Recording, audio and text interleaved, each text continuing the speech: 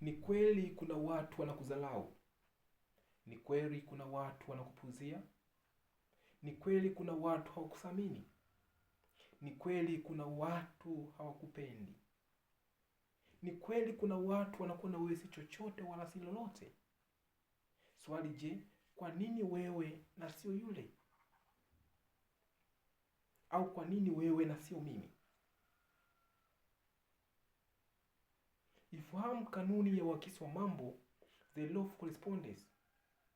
Mambo yote unayoyaona nje yako ni matokeo ya mambo unayoyaona ndani yako. Na kitu cha ajabu zaidi, mioyo ya wanadamu huwa inawasiliana kimya kimya bila hata kutoa sauti. Ndio maana leo, kama wewe hujipendi, hakuna mtu anaweza kukupenda. Kama wewe hujithamini, hakuna mtu ambaye anaweza kuthamini. Kama wewe hujijali, hakuna mtu ambaye anaweza kujali. Kwa nini unapaswa ufanye? Acha kujipinga na kujikosoa. Elewa na itambue thamani yako. Jiambie sentensi za kujenga.